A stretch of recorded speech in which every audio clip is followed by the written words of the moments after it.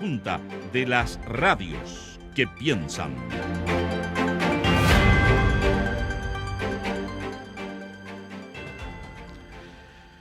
Son las 8:35. Continuamos en Radio Análisis. Vamos a entrar inmediatamente en nuestro panel de conversación y le damos la bienvenida, como cada mañana, a la editora general de nuestro departamento de prensa, Monserrate Rolano. Buenos días, Monse. Muy buenos días, ¿cómo estás? Bien, bien, hartos temas. Enero no nos suelta. Es bien intenso por lo general políticamente, sí. Bueno, de hecho, alguna gente cuando desconfiaba del gobierno de turno decía que metía los proyectos de ley en enero para que se votara más o menos justo antes de las vacaciones y no hubiera mucha capacidad de reacción. Pero lo cierto es que ahora se están discutiendo hartos proyectos importantes que van a ser parte de la conversación con nuestros panelistas a partir de ahora. En primer lugar, saludar al abogado, economista, ex ministro de Estado en 3 gobiernos, antes y después del golpe, don Jorge Arrate. Jorge, bienvenido, no te teníamos hace algunas semanas, qué bueno que estés de vuelta. Gracias, Patricio, muy contento de estar aquí. Sí, es recíproco, Jorge. Valoramos mucho tu presencia en este espacio. Tal como valoramos mucho la presencia de la doctora en Ciencias Políticas y Académicas de la Universidad Católica del Norte, desde la ciudad de Antofagasta, Francis Espinosa. Bienvenida, Francis, gracias por estar acá. Muchas gracias, Patricio. Muy buenos días, Montserrat, Jorge. También muy feliz de estar compartiendo panel con Jorge y, por supuesto, una de mis grandes pasiones, que es la política. Sí, pues Francis siempre lo recalca. Qué bueno. Le damos la bienvenida de vuelta a Jorge, también a Francis, y partimos con las conversaciones y el tema que debiera tenernos a todos escandalizados, más allá que es una investigación que se inicia, ¿no? Lo que ocurre en Maipú. Ayer hubo una segunda jornada de formalización, hoy ya se van a dictar las medidas cautelares en esta tercera jornada, donde van a ser los alegatos de la defensa también. Y la cantidad de información, de prueba en una... Bueno, yo no soy abogada, pero me pareció extraño, sí, que la fiscal diera cuenta de audios, ¿no? de elementos de prueba en una audiencia de estas características. Eso siempre ocurre posterior, pero la cantidad de elementos que se entregaron de información es bien llamativo, ¿no? y bien escandaloso, más allá, insisto, que esto se trata de una investigación, no es un juicio. ¿Qué les parece lo que está ocurriendo en ese plano judicial, pero también en el político, ¿no? Un poco lo que hablaba Patricio más temprano, este doble estándar que parece bien evidente respecto de Chile Vamos y de la UDI en particular, que en su momento apuntaron muy fuerte con el dedo a, no solamente en el caso de Democracia Viva, porque se podría hacer el símil ahí con Catalina Pérez, ¿no? Las relaciones personales que ella mantenía con Daniel Andrade, sino que en casos de otros municipios, por ejemplo, de Santiago, con Sierra Bella, donde además no se alcanzó a concretar una compra, digamos, o una mala utilización de los recursos públicos. Pero bueno, tuvimos meses donde el tema era portada de los diarios y donde se apuntaba de manera muy crítica a la alcaldesa Iracy Hasler antes de que hubiera una investigación. Recordemos que incluso la propia Contraloría dijo que el caso de Las Condes, con este CEFAM que sí se concretó, era mucho más grave que lo de Santiago, ¿no? Pero aún así, en términos comunicacionales y políticos, lo otro parecía ser mucho más lapidaria la posición, ¿no? Ahí quiero pedirles una reflexión en esos dos ámbitos, ¿no? La investigación judicial, obviamente dentro de lo que podamos comentar, porque no somos abogados, pero también en la parte política. Parto contigo, Jorge. Mira, Montserrat, yo creo que lo primero que hay que despejar es que si se trata aquí de una competencia por quién aparece más involucrado en actos de eventual corrupción en el escenario judicial, la derecha gana por goleada, lejos, ¿no? Ayer circuló en Twitter un gráfico con los montos que significa Democracia Viva frente a el caso de Maipú, que dicho sea de paso, supera en la magnitud de recursos que se supone que están afectados al caso de Carabineros.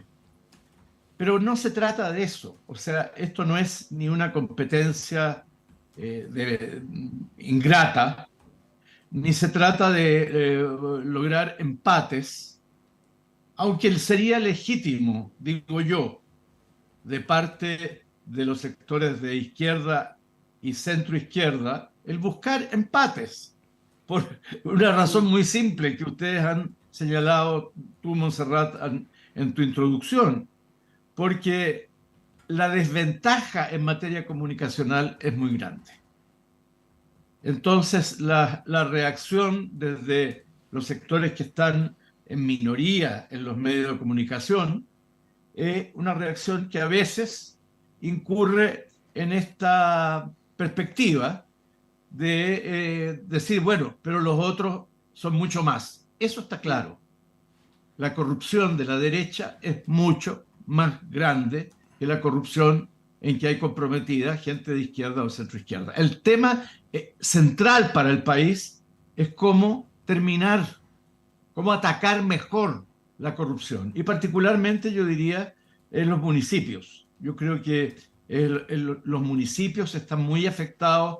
Son muchos los casos de alcaldes, de concejales y de instituciones municipales, corporaciones municipales que están afectados por los vicios de la corrupción. Y en ese sentido, yo creo que hay que hacer un esfuerzo muy grande, que participen todas las instituciones del Estado, desde ya, por cierto, el gobierno, que trata de hacerlo, la Contraloría, los partidos políticos, el Congreso, para buscar fórmulas, la Fiscalía Nacional, fórmulas que mejoren la prevención, la alerta temprana de los casos de corrupción. Sí, Francis, no sé si vale la pena a esta altura ocupar el tiempo en la descripción cualitativa o en el análisis cualitativo de las cosas que escuchamos entre anteayer y hoy. Simplemente decir que tuvimos ahí entre medio una conversación con Montserrat, y voy a hablar por mí, no por ella, ¿no? Que era como una cosa como de una alcaldía de una novela de García Márquez, ¿no? Una cosa media como de realismo mágico. Lamentablemente los recursos públicos son reales y la comuna es real y está acá en Chile, ¿no? Pero bueno, dicho eso, este planteamiento que hacía Montserrat respecto al tema del doble estándar, que lo planteábamos en varios niveles, ¿no? Está el tema de presumir inocencia respecto a los propios y no respecto a los adversarios. Está el tema de decir que es injusto vincular a un cónyuge con una eventual infractora de la ley cuando se trata de los nuestros, y decir que es obvio que hay una vinculación cuando se trata de los adversarios. Que ella sabía, eso es lo que se le argumentaba. Exactamente. Y yo mencionaba otro dato que es bien sensible, ¿eh? Y bueno, para mí lo confieso porque me ha tocado visitar cárceles de mujeres. Está lleno de mujeres jóvenes con los hijos que viven en las casas y todo eso. Entonces, cuando la ex alcaldesa argumenta que tiene un hijo enfermo, ¿cómo no tener una consideración humanitaria al respecto? Pero vamos a tener una consideración con ella porque es ex alcaldesa, y no con esas miles de mujeres que están presas por microtráfico y que en realidad a nadie le importa y nadie se hace cargo de qué ocurre con esos niños que se quedaron ahí en sus casas, ¿no? Bueno, vuelvo a insistir, el doble estándar, la vara, aquí también está en juego la credibilidad de las instituciones del Estado, ¿eh? Y por eso creo que es un debate que hay que mirarlo más allá de lo casuístico, que lo casuístico ya es bien asombroso, ¿no? Como pudimos escuchar en las audiencias de formalización. Sí, bueno, primero, digamos, recordar que digamos, salta a la discusión pública el tema de la corrupción, ¿no? A través de el financiamiento de la política, ¿no? O la relación política-dinero, o sea, algunos medios internacionales plantean la idea de que Chile no estaba exento, digamos, de esta política bananera, ¿no? Latinoamericana, donde la corrupción se escondía debajo de la alfombra, o sea, parte desde ahí. En segundo lugar, plantear que la fiscal habla de el concepto gobernanza fraudulenta, y eso es replicable, digamos, en 50 y tantos municipios, tal vez, o 30 y tantos municipios, y que el Consejo de Defensa del Estado está, digamos, se está querellando.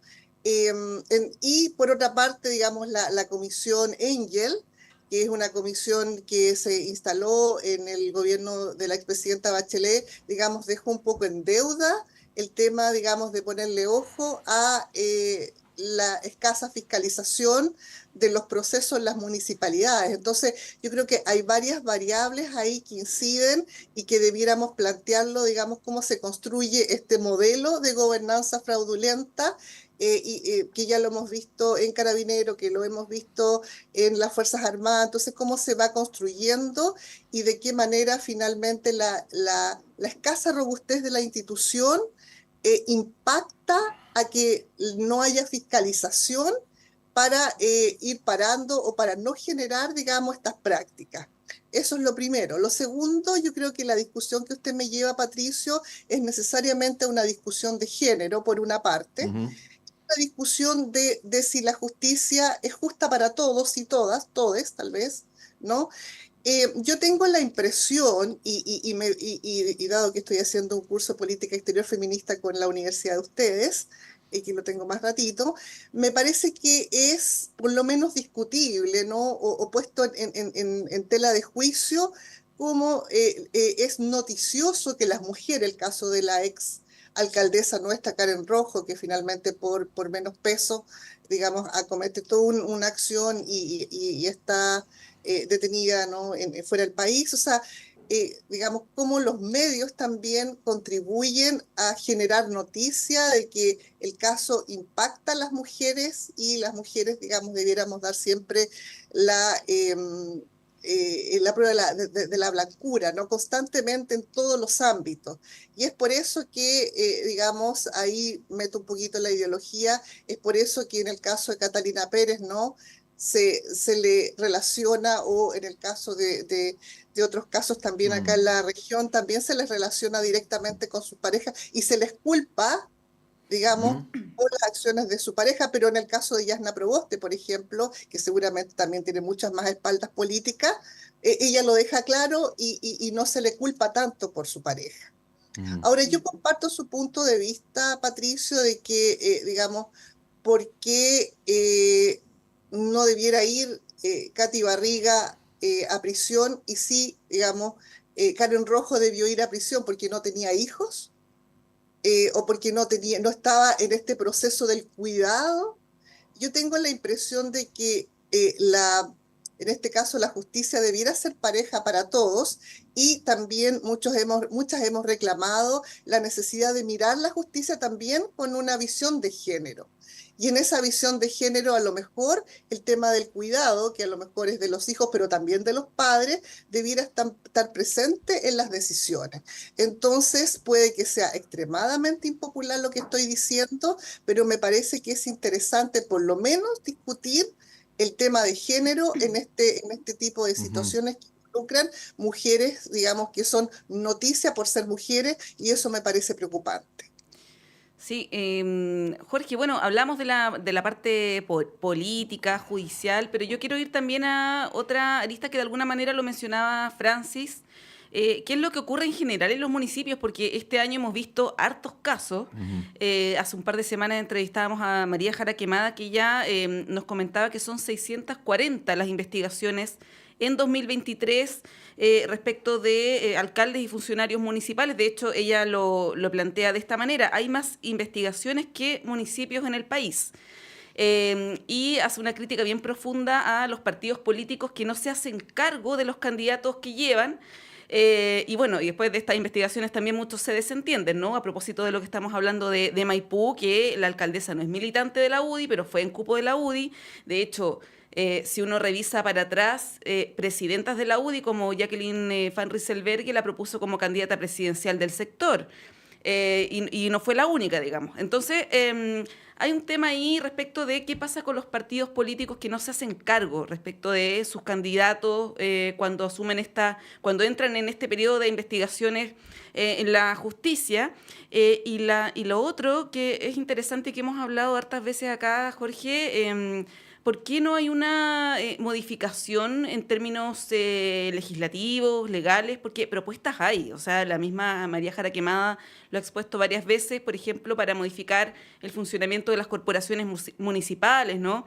Y una hipótesis, quizás un poco temeraria, es que a los partidos políticos les conviene que siga existiendo el sistema como funciona en la actualidad, porque, bueno, ahí es donde están los recursos, ¿no? En las municipalidades. ¿Cómo es eso? Mira, yo soy muy crítico del estado en que se encuentran hoy día los partidos políticos y en general la política. Le decía a un amigo el otro día, yo tengo como la sensación que nos va invadiendo una bruma, una camanchaca que nos cae a todos encima, que nos obnubila, no nos deja ver de manera transparente y que va consagrando una actitud en la política en que el descaro, la desvergüenza, la impudicia se convierten en pan de cada día, en que las cosas van ocurriendo y simplemente se comienzan a naturalizar, y eso contribuye, entre otros factores, al desprestigio del ejercicio de la política y de los partidos. Vuelvo a los partidos específicamente. Yo creo que tenemos hoy día en Chile un sistema de partidos muy estable, muy sólido en su estructura, llamémosla reglamentaria, en las normas que lo rigen, que se funda en algo que fue un logro y que yo en su momento aplaudí, que es que las campañas se financien con recursos públicos, porque eso al menos limita, si bien no suprime, la incidencia del poder económico en la política. Pero este avance ha generado, creo yo, una suerte de artritis en los partidos. Los partidos son una figura muy ósea, consolidada, se han pegado hueso con hueso, constituyen hoy día algo inflexible, rígido. Son los partidos del cervel. Son los partidos del cervel, no estoy diciéndolo peyorativamente hacia el cervel, pero esta administración perfecta de los partidos, en que también hay investigaciones, pero son investigaciones que son más eficaces, creo yo, porque están encima de los partidos, a diferencia de los municipios. Los municipios donde hay una cantidad de recursos mucho mayor que incide directamente en mucha más gente, hay mucho menos vigilancia, control, fiscalización, rectificación que en los partidos. Entonces tenemos este sistema de partidos que yo creo que no nos sirve. Consagra la disociación entre la política y la sociedad, que es uno de los rasgos de la política hoy día particularmente importante para el sector de izquierda con el que yo me identifico, porque se ha roto el nudo histórico que hubo en el siglo XX entre lo político y lo social, por decirlo así, que era un nudo irrompible, construido sobre la base de la herencia de Recabarren y Allende. Bueno, esa es la situación de los partidos, y aquí no estoy excluyendo a ninguno. Yo creo que están todos hegemonizados, dominados por la perspectiva de administración política que proviene de las leyes que los constituyen y que constituyen al cervel. Entonces, creo que hay ahí un problema muy serio, y pienso que los nuevos partidos que emerjan deberían pensar, y todos deberíamos pensar, en cómo vamos generando fuerzas políticas, instrumentos políticos que no sean simples máquinas administrativas o de administración de bienes, sino que sean efectivamente generadores de conciencia social y de vinculación con las personas, con los ciudadanos. Sí. Lo que ocurre, Francis, tiene también como otra de las aristas el cambio que ha existido en la apreciación del sistema político y de la ciudadanía respecto al espacio de los municipios y a la figura de los alcaldes. ¿Ah? Antes, Jorge, tú que te ha tocado ver hartas cosas en tu vida, tú te acordarás que una manera en la política estándar era que si te iba bien como alcalde, luego diputado, luego senador y eventualmente presidente de la República. Hoy día existe una situación en la cual los dirigentes prefieren seguir siendo alcaldes, ¿no? Porque es un espacio de mucha figuración, de mayor prestigio. Ocurre ahora con más frecuencia que alcaldes son presidenciables sin pasar por el Parlamento.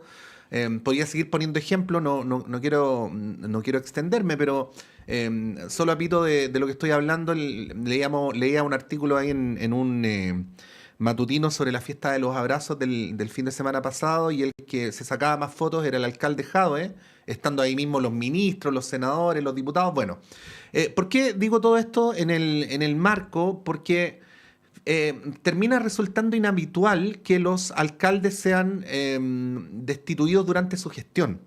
Entonces, no solamente hay un problema de los mecanismos de control, sino que también hay un problema respecto a cómo los partidos políticos juzgan a quienes ponen como sus representantes en los municipios. Tú ponías, Francis, el ejemplo de Karen Rojo. Karen Rojo es una excepción porque renunció mientras estaba en el cargo, precisamente por la investigación judicial. Pero si uno mira el caso Barriga, el caso Torrealba, el caso Reginato y algunos otros, parece ser que la condición para que se pueda investigar es que el alcalde o la alcaldesa salgan del cargo, ¿no? Y mientras están en los cargos, ni los controles municipales ni la sanción del sistema político parecen operar, ¿no? Bueno, ¿cuál es tu análisis a ese respecto? Sí, bueno, antes que responder la pregunta, solamente señalar, digamos, con respecto a lo que señalaba Jorge, que efectivamente la periodista turca Ekel Temelkuran plantea en su libro Cómo destruir un país en 7 pasos, 2 pasos que son importantes. La desvergüenza, como dice Jorge, que en el fondo es la escasa ética política, y por otra parte la falla de los sistemas, es decir, ahí hay una literatura también, digamos, estadounidense que habla cómo la falla en los sistemas, justamente en la estrategia política, lo cual a mí particularmente me preocupa. Ahora, respondiendo su consulta, efectivamente, hay una contradicción, Patricio, en el sentido en que no es tan atractivo el proceso electoral municipal, o sea, pareciera ser que son más atractivos los procesos presidenciales. Entonces uno pudiese decir, bueno, si no me interesa ir a votar por el alcalde, ahora ya no, o alcaldesa, ya no es el caso, pero sí por presidente o presidenta. Entonces finalmente tenemos en los municipios la gente que tenemos cuando el voto era voluntario. Eso por una parte, pero por otra parte, efectivamente, si pensamos en toda la meritocracia asiática, por ejemplo, un alcalde o una alcaldesa jamás podría llegar a ser candidateable para una presidencia, porque tiene que pasar por todo el proceso hasta llegar, o por lo menos tener, digamos, una validación del partido político fuerte, en este caso, en el caso de China, por ejemplo. Entonces, habría que seguir toda una meritocracia, y eso uno no lo ve, digamos, de manera tan clara. Entonces, efectivamente, saltan rápidamente, como espuma, ¿no? Saltan rápidamente a una visión presidenciable. Los municipios se convierten en un feudo, pero también en un espacio de mucha farándula política. Digamos, y los espacios de los matinales dan para que ellos y ellas estén siempre en esta farándula política, que es toda la línea de la posdemocracia o de la pospolítica, es decir, de qué manera importa prácticamente el hashtag o digamos, la frase populista breve para justamente pensar en una candidatura presidencial. Entonces, a pesar de que hay una contradicción en la población votante en términos de interés, sí, la política se ha convertido en algo farandulero, y lo vemos en el caso de Katy Barriga, que todos los medios están a la espera que la detengan o no la detengan. O sea, hay toda una lógica, digamos, de espectacularización, diría Violet Morín, de espectacularización, en este caso, de la política y de la política comunal. Efectivamente, hay menos fiscalización en términos del Consejo de Defensa del Estado. Tampoco pudo avanzar hasta cierto punto. En el caso de la Karen Rojo, finalmente sí lo logró, pero costó mucho tiempo, porque además el Consejo tiene que ponerse de acuerdo y denunciar. O sea, también uno no pudiese solamente culpar, en este caso, a quien es la cara visible del municipio, sino también a la debilidad de un Consejo.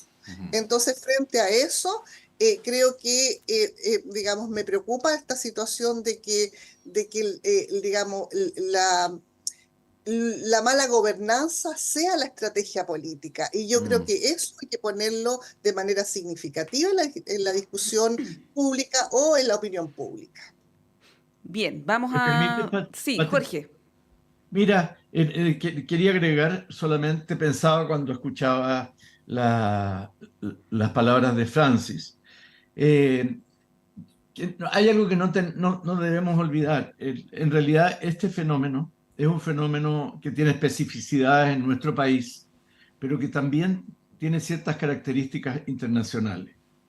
Yo personalmente intuyo que el impacto de Trump en el mundo de la política ha sido enorme.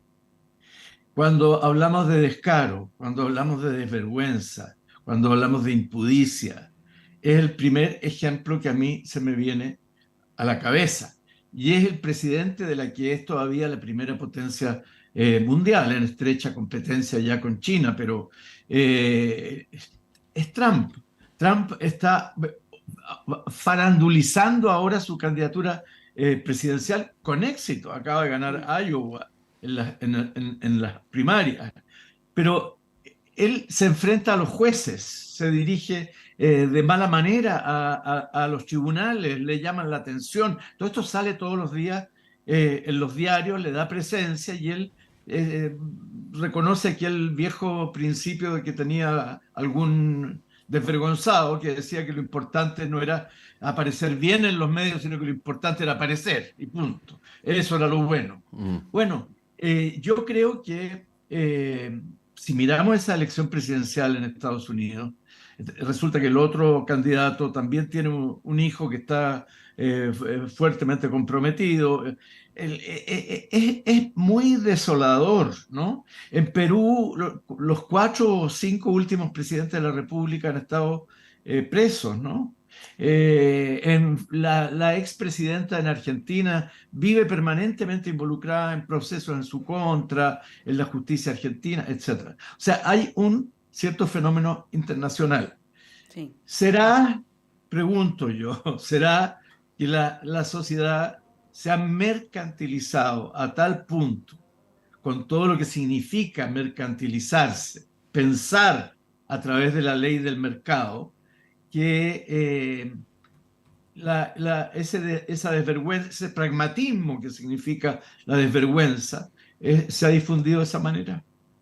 Una buena pregunta, pero parece ser que el escándalo, la desvergüenza, el desparpajo en algunos casos genera bastantes réditos. Si no, hay que ver lo que pasa en Argentina nomás, ¿no? Para poder sacar esas conclusiones. Tenemos que hacer un corte, vamos a estar muy atentos a lo que ocurre en el caso de Katy Barriga. En un ratito más se retoma esta tercera audiencia de formalización. Hacemos un breve corte y volvemos en unos minutos.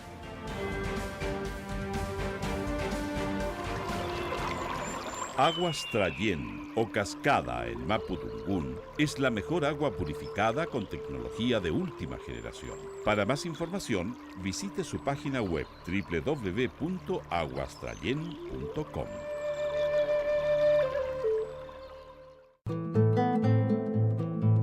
Hola, Hola, soy Luis Mesina y les quiero invitar a todos y a todas para que sintonicemos todos los días viernes de 16 a 17 horas en Radio Universidad de Chile el programa Debate Social, donde estaremos discutiendo, debatiendo, conversando con amigos y amigas sobre la realidad nacional, especialmente del mundo social. Así que quedan todos invitados e invitadas a escucharnos.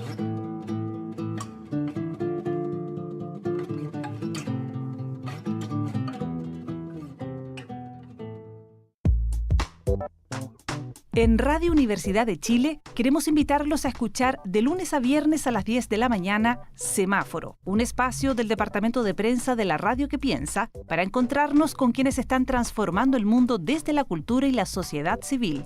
Conversaciones sobre nuestra ciudadanía y sus expresiones y desafíos de lunes a viernes a las 10 de la mañana en Semáforo de Radio Universidad de Chile. Conduce la periodista Antonella Esteves.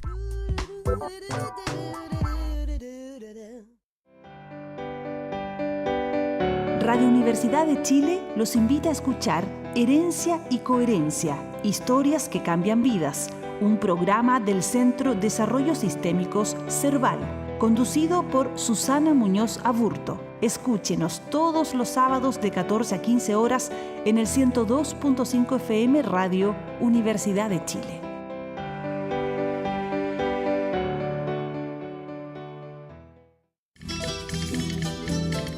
Chile, su tierra y su gente. Sintonízanos todos los domingos a las 11 de la mañana en Radio Universidad de Chile. Les invitamos a seguir acompañándonos para continuar nuestro viaje conjunto desde hace más de 13 años.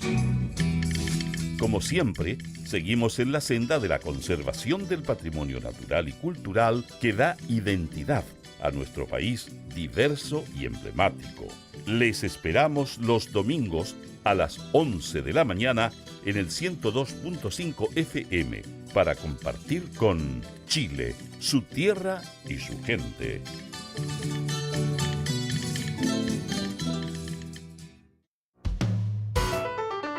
Conciencias y Educación, un programa de la Facultad de Ciencias de la Universidad de Chile dedicado a mostrar el estado de la ciencia de frontera y analizar las políticas educacionales y contenidos programáticos sobre educación científica y educación ambiental, con la conducción de la periodista Ruth Tapia y la participación del profesor Dr. Raúl Morales, decano de la Facultad de Ciencias de la Universidad de Chile.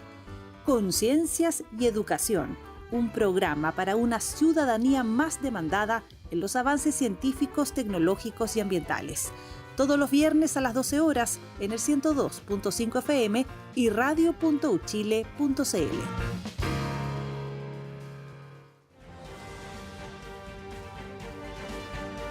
El Departamento de Prensa de Radio Universidad de Chile trabaja para mantenerlo informado. Radio Análisis, una transmisión conjunta de las radios que piensan.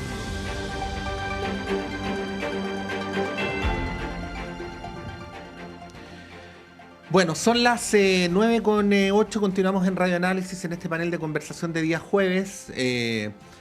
Claro, siempre tratamos de hacer acá, ojalá lo podamos lograr, aunque sea en parte, el esfuerzo por situar, ¿no?, los temas que conversamos, darles una cierta proporción. Y como en el primer bloque hablamos para tener un parámetro de lo de Maipú, de la situación de Antofagasta y Karen Rojo, y como acabamos de tocar el tema con Montserrat antes de volver al aire, simplemente para cerrar lo del bloque anterior y ir al siguiente, mencionar que según la exposición ayer del Ministerio Público en cantidad de dinero involucrada, el caso de Katy Barriga en Maipú equivale a 914 veces lo de Karen Rojo en Antofagasta, a 55 veces lo de Democracia Viva, también en Antofagasta, a 28 veces lo de Vitacura, que a uno se figura así subjetivamente como un caso gigantesco, y a 20 veces el caso de Algarrobo. Bueno, de ese nivel es lo que se está investigando en esta investigación y que va a tener hoy día, como decía Montserrat, su tercera audiencia de formalización. Queremos con Jorge Arrate y con Francis Espinosa cambiar de tema, porque es bien delicado lo que está ocurriendo con la ministra de Medio Ambiente, Maysa Rojas, con el modo en que la Comisión de Medio Ambiente de la Cámara ha reaccionado frente a esto. Y también me da la impresión, pero lo digo solo a modo hipotético antes de darles la palabra, que empieza a adquirir una connotación más delicada que la que afecta a los otros ministros, en la medida que primero dijo no saber que quien la había invitado era lobista, después dio a entender que no se había reunido para hablar con sujetos vinculados con las áreas donde a ella le corresponde regular. Pero bueno, no solamente es lobista y no solamente se reunió con sujetos que le corresponde con el área que le toca regular, sino temas muy sensibles y delicados como los salmoneros, por ejemplo, y este conocimiento a cuentagotas de reuniones donde se le pide que informe cuenta y acto seguido se sabe que hay otra reunión. No quiero decir nada incorrecto respecto a la ministra, se sabe que hay 3 reuniones, pero lo que sí también hemos constatado es que vamos conociendo de a poco, por lo tanto, al conocer de a poco, se instala la idea de que no se sabe cuándo termina de conocerse la información, ¿no? Y con esto, de alguna manera, el tema se le prolonga políticamente al gobierno. Bueno, ¿cómo ven la situación de la ministra Rojas y el modo en que esto aproblema políticamente a un gobierno que, como todo gobierno, tiene el interés de mantener el control de la agenda y no de aparecer en los medios por una situación donde es interpelado? Franci.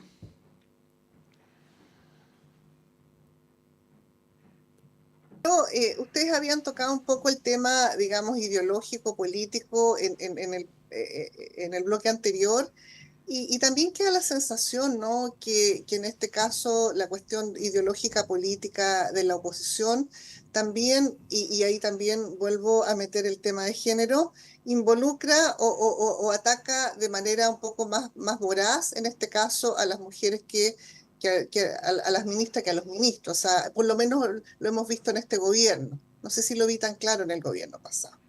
Eso no significa que yo esté justificando las acciones, simplemente estoy poniendo la discusión de género que me parece que es importante. Uh-huh.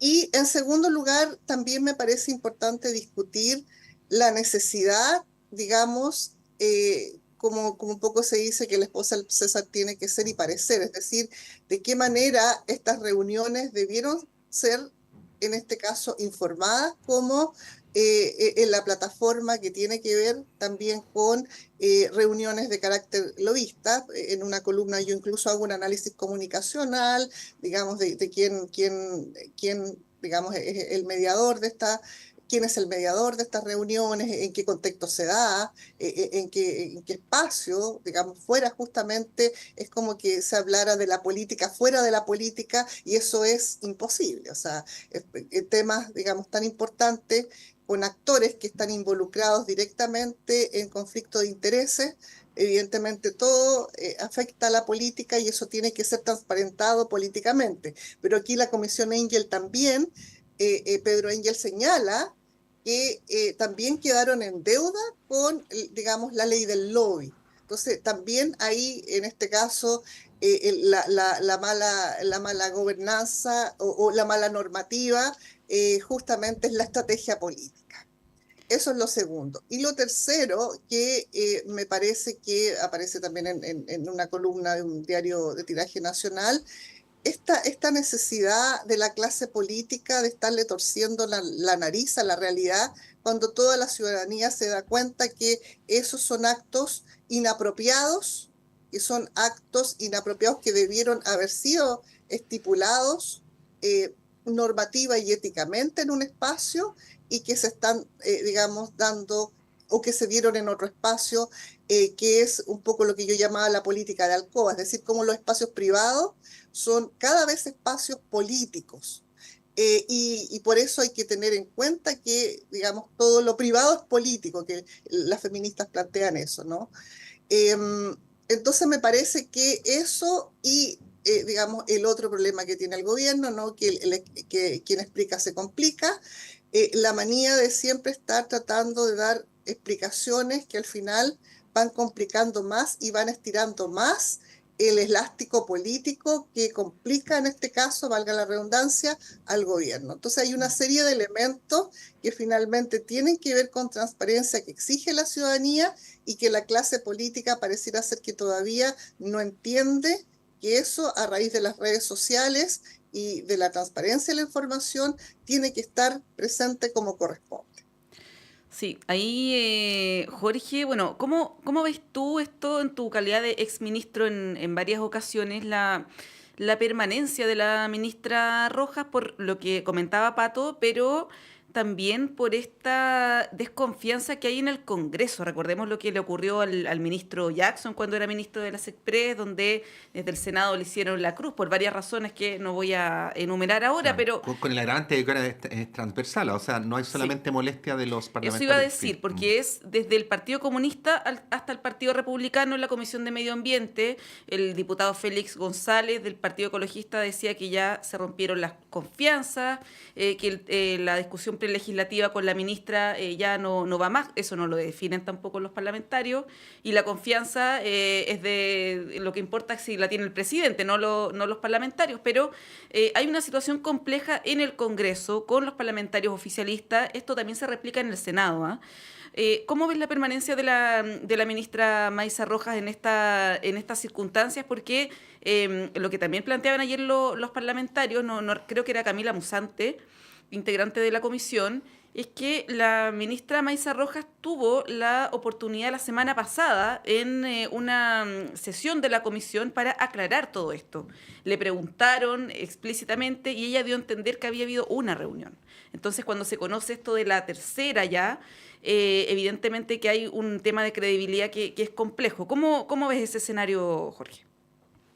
Mira, primero yo concuerdo mucho, totalmente con las líneas que ha señalado Francis, y específicamente en relación con la pregunta que tú me haces. Yo quiero decir primero que no la conozco, tengo una buena opinión de la ministra Maysa Rojas por lo que han sido su presencia en los medios y las veces en que ha podido exponer y explayarse.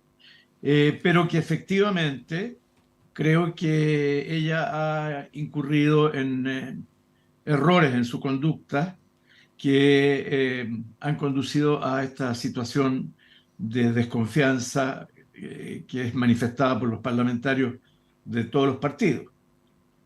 Sí. Creo que el episodio de Salaquet es verdaderamente lamentable y es un error político mayúsculo.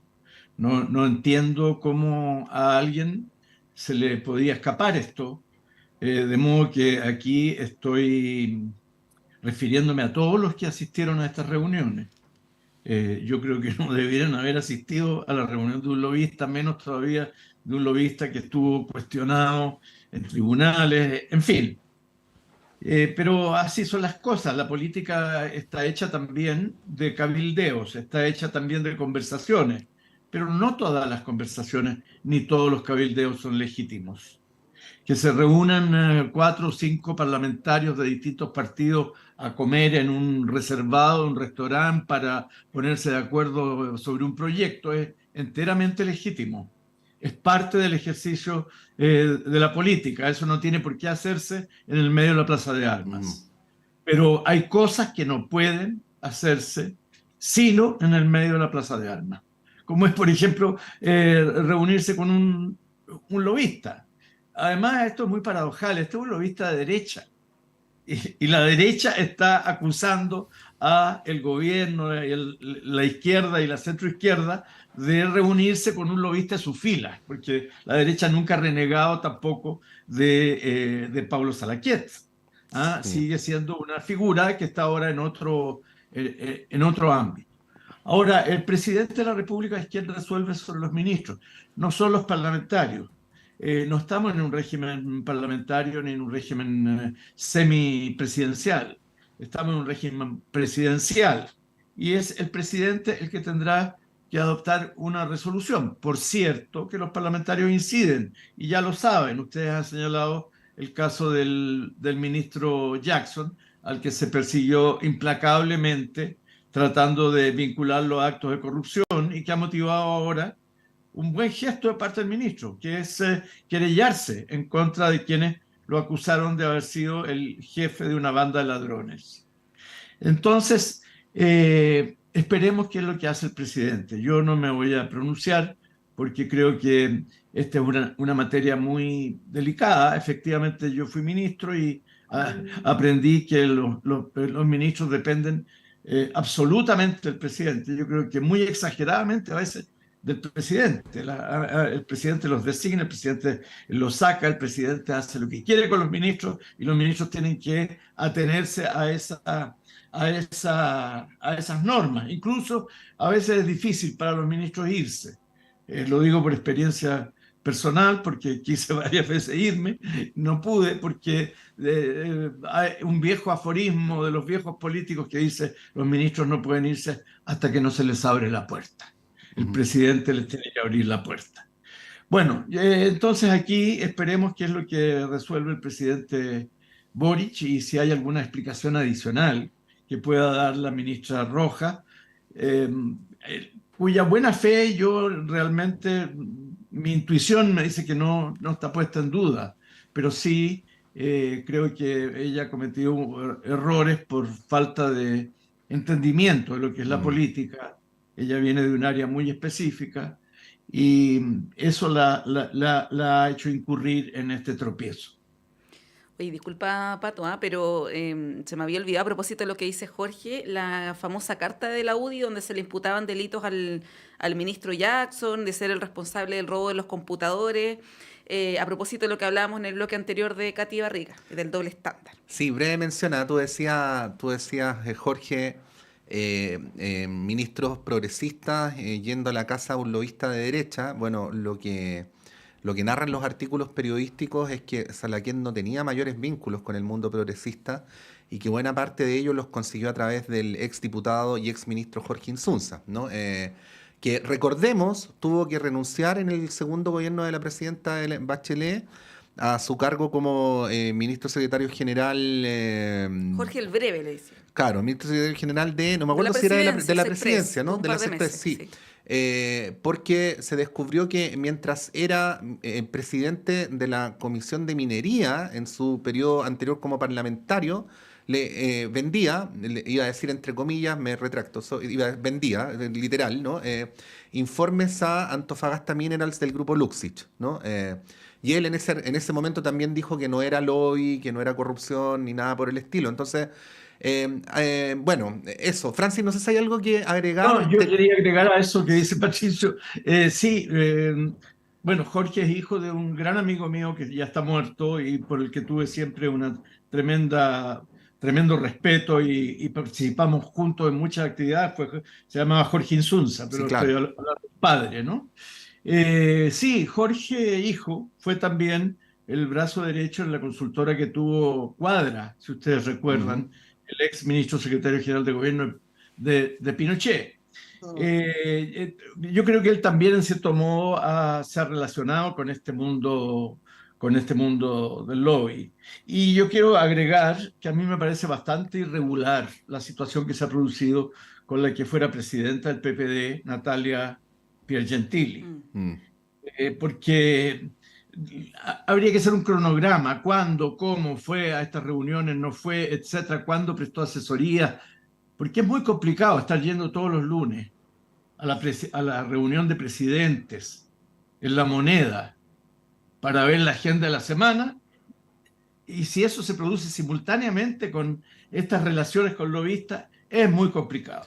Bueno, pero no sé si así ocurrió. Así como decía Francis, Jorge, parece ser muy obvio para casi todos, menos para los moradores de Palacio, ¿no? O para quienes están siendo involucrados. Bueno, no vamos a alcanzar aquí a desarrollar la idea de cómo el gobierno ha ponderado este problema, pero se ha tenido que ir retractando y terminar diciendo lo contrario de lo que dijo al principio. Pero bueno, no tenemos tiempo porque hemos con Montserrat cometido por segundo día consecutivo el mismo error, que ya sería un error como de principiantes, que es no haber dejado más tiempo al final del panel para algo que es de suyo complejo, como la relación entre censura, arte, recursos públicos y todo esto a propósito del tema... Narcocultura, a propósito del tema peso pluma. Yo solamente decía ayer que es lo mismo que voy a decir ahora y luego les doy la palabra para saber cómo cómo lo ven y cómo nos ayudan también a salir en mi caso, de mi propia incapacidad de pronunciarme todavía, que no es lo mismo hablar de censura en general que hablar del tema vinculado con la utilización de recursos públicos, ¿no? Y es por eso que está TVN en esta polémica y no Canal 13, ¿no? Pero bueno, ¿cómo ven el tema peso pluma, Francis?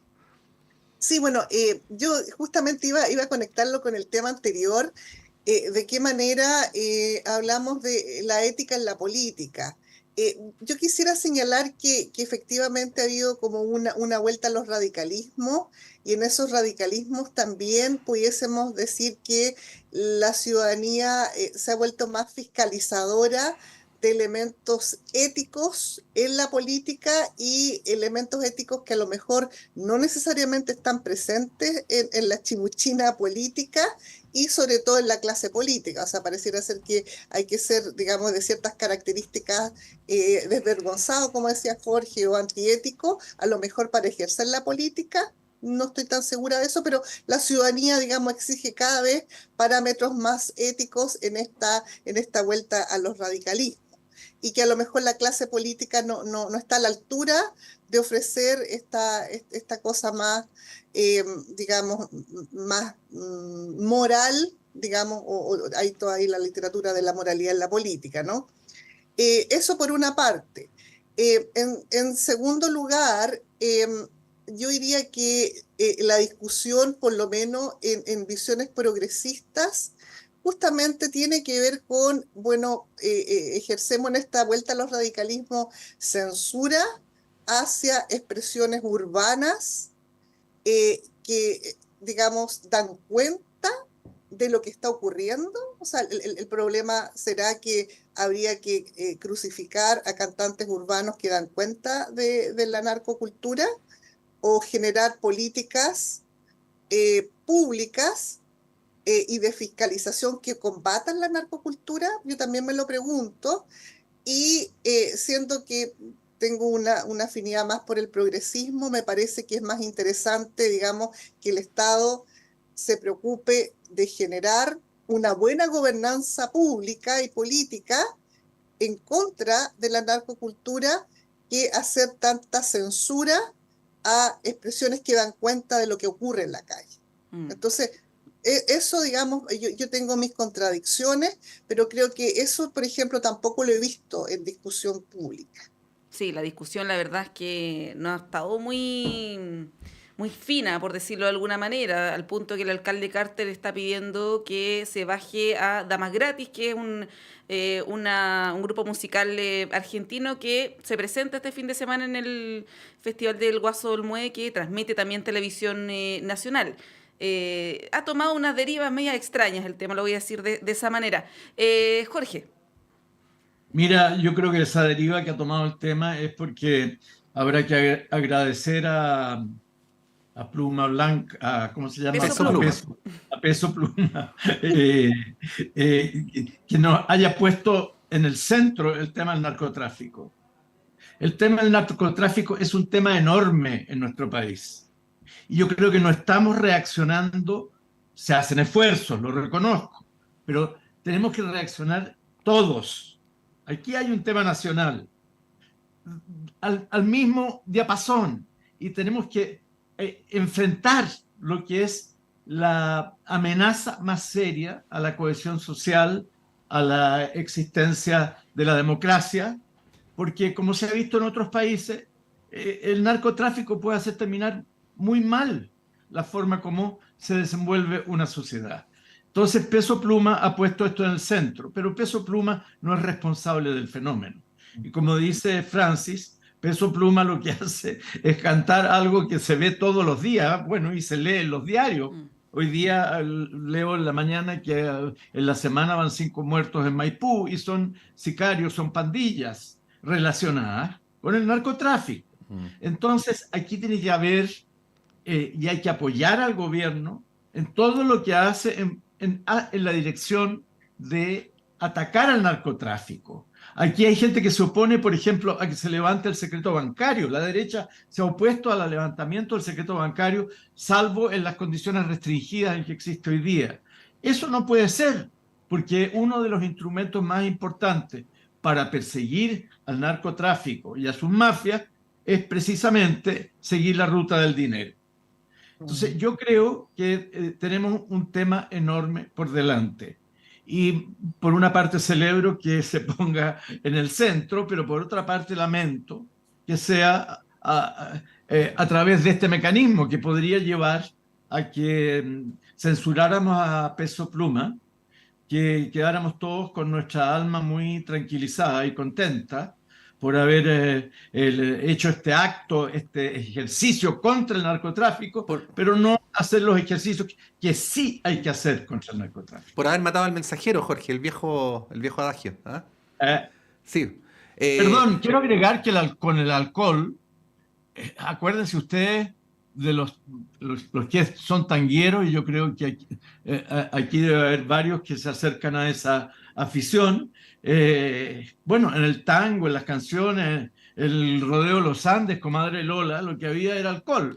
No, si hablamos del alcohol, habría que eliminar la mitad de la música mexicana. Por de pronto, José Alfredo Jiménez y la Chabela Vargas deberían estar prohibidos, porque canción por medio hablan de sufrir por amor y de beber para olvidar. Bueno, tú comentabas ayer el caso de la ópera también.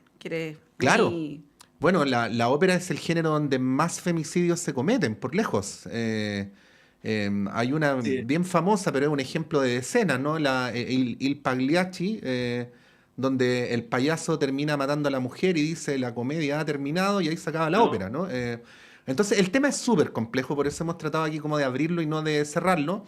Simplemente menciono porque lo quiero decir, que ahora TVN se acordó de que era un canal público, ojalá se acuerde más seguido. Eso.